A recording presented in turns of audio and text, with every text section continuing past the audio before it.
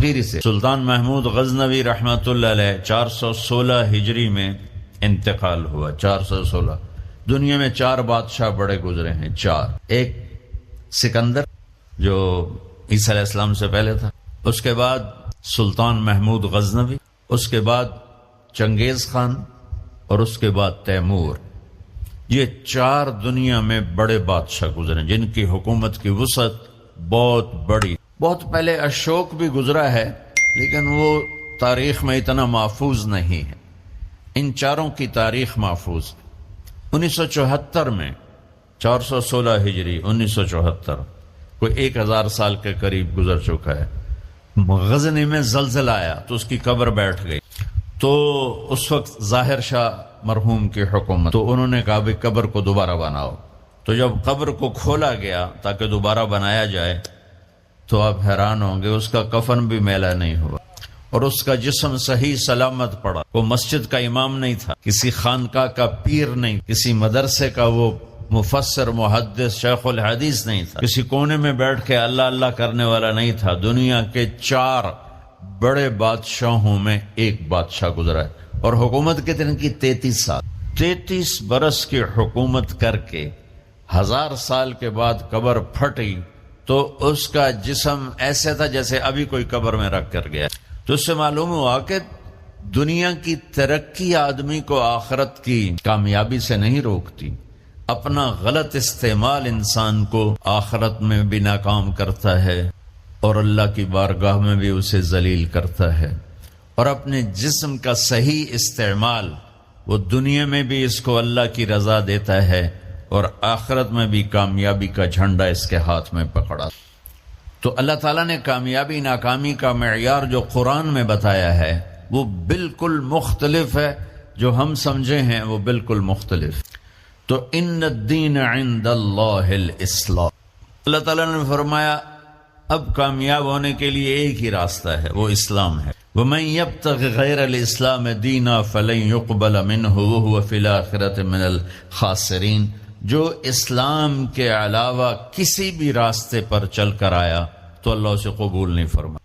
تو بھائیو، اللہ نے ہم پر کرم کیا کہ ہم ایمان والے ہیں، اسلام والے ہیں. ہماری بدقسمتی کہ ہمیں نادان علماء نے نادان کی شرط لگا رہا ہوں، ہر شعبے میں نادان لوگ ہوتے. دفتروں میں رشوت لینے والے نادان لوگ، ہیرا پھیری کرنے والے بازار میں نادان لوگ ہیں، ملاوٹ کرنے والے منڈی میں نادان لوگ، چوری کرنے والے، ڈاکہ ڈالنے والے، اڈے چلانے والے، یہ نادان لوگ ہیں. تو انسان بگڑا ہوا ہے تو ممبر پر بیٹھنے والے بھی کچھ نادان ہیں اور کچھ سمجھدار ہیں. تو نادان لوگوں نے جب ممبر پر بیٹھے انہوں نے ہمیں فرقوں میں بانٹ دیا اور اتنی نفرت پیدا کر دی کہ اے کافر، اے کافر، اے کافر، اے کافر.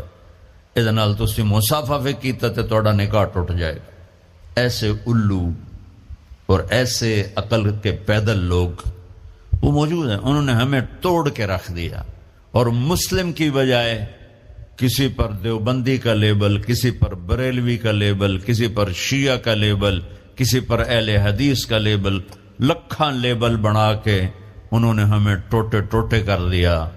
دیکھو میں ہاتھ جوڑتا ہوں، شعبان کا مبارک مہینہ ہے.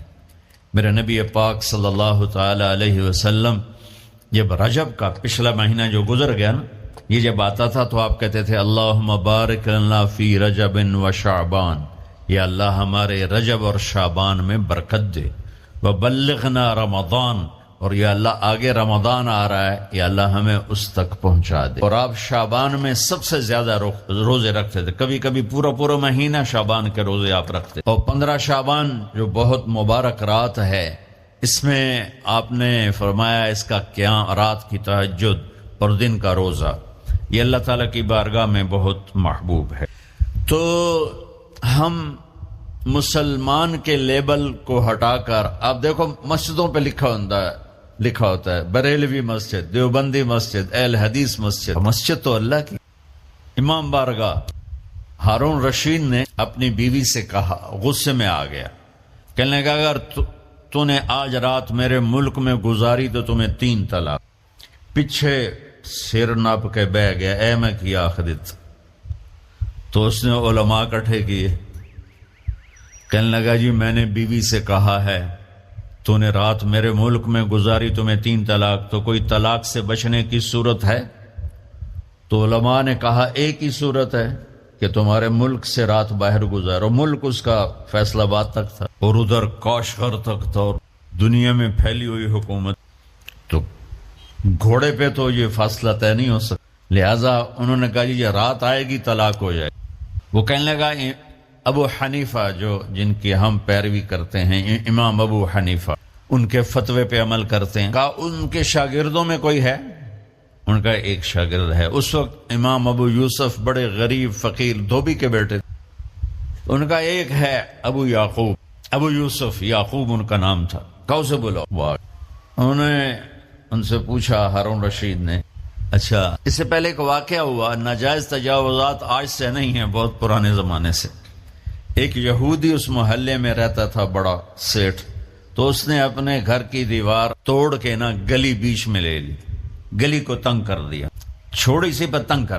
امام ابو یوسف نے اس سے کہا بھائی غریب لوگوں دا راہ نہ رو، ہمارے لیے گزرنے کا راستہ تو کھلا رکھ. تو اس نے بڑے تکبر سے کہا جب تو پالکی میں بیٹھ کے آئے گا تو کھول دوں گا.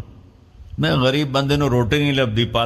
پالکی اس زمانے کی معزز سواری تھی جو غلام اٹھاتے تھے، نوکر، اور اس میں وہ خواتین یا مرد نوابان جو ہوتے تھے وہ بیٹھ کے ایک محلے سے دوسرے محلے جاتے تھے، چونکہ اندر تو کوئی گھوڑے یا سواریاں تو چلتی نہیں تھیں. تو انہوں نے امام ابو یوسف کو بلا کے پوچھا جی حضرت میں نے بیوی کو یہ کہا ہے تو نے میرے ملک میں رات گزاری تو تمہیں 3 طلاق، تو کوئی شکل ہے کہ طلاق نہ ہو؟ تو انہوں نے بغیر سوچے کہا رات مسجد میں گزارے طلاق نہیں ہوگی.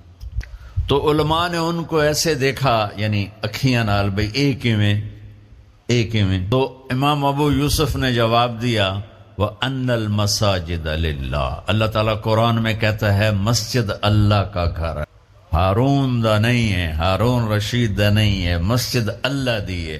لہٰذا مسجد میں رات گزارے طلاق نہیں ہو. تو ہارون رشید اتنا خوش ہوا، انہوں نے کہا 1 لاکھ درہم ان کو انعام دیا جائے اور ان کو chief justice of Abbasi kingdom بنایا جائے. اور جب وہ جانے لگے تو کہنے لگے ٹھہرو پالکی لے آؤ بھائی، پالکی.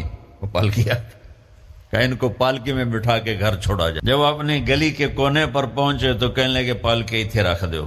نہ رکھتے تھے. کہا یہودی نو سدو. یہودی 4 دن پہلے دی گل ہے، یہودی نے دیکھا شاہی غلام شاہی پالکی تو کمبل لگ گیا. کہنے لگا دیکھ بھائی میں پالکی میں آ گیا ہوں، اب تو ہمارا راستہ کھول دے. کہا حضور بالکل تم نے دیوار توڑ کے پیچھے کر دیا. بھائی ہم مسلم ہیں، ہم مومن ہیں. ہاں اس امت میں عقائد کا بھی اختلاف ہے، اعمال کا بھی اختلاف ہے، لیکن اس کا مطلب یہ تو نہیں ہے کہ یہ بھی کافر وہ بھی کافر. ہر مکتب فکر یوں سمجھ رہا ہے کہ بس میں ہی مسلمان ہوں باقی سارے کافر ہیں. یہ دیکھ میں تمہیں ہاتھ جوڑتا ہوں، ایسے فتنہ پھیلانے والے مولویوں کے قریب بھی نہ جاؤ. وہ کسی بھی مکتب فکر سے ہو، ان کو لو دور ہو کے گزرو. اور ہر مکتب فکر میں اللہ کے نیک بندے اور صلح چاہنے والے، محبت چاہنے والے بے شمار ہیں، ان کی سن. تو بھائیو کامیابی کا معیار ہے اسلام. ان الدین عند اللہ الاسلام وَمَن يَبْتَغِ غَيْرَ الْإِسْلَامِ دِينًا فَلَن يُقْبَلَ مِنْهُ. جو اسلام کے علاوہ کسی چیز کو اختیار کرے گا لگائے گا مردود ہے. اسلام کیا ہے؟ میرے نبی پاک. میں ایک دفعہ یہ جو خانہ بدوش ہوتے ہیں نا، یہ ہماری زمینوں میں آ کے انہوں نے قیام کیا.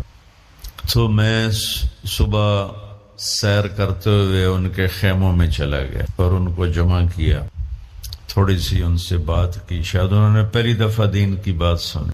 تو ان میں سے ایک کہنے لگا ساڈی بھی کی زندگی ہے جی، اج ایتھے تے کل اوتھے، جتھے کوئی مر گیا اتھے ہی انہوں دب دیتا تو مڑ اگاں ٹر پے. یہ اس ان پڑھ سے لے کر PhD تک لوگوں کا ذہن ہے کہ پیسہ، عزت، دولت، شہرت، یہ کامیابی، یہ نہیں ہے تو کوئی زندگی نہیں۔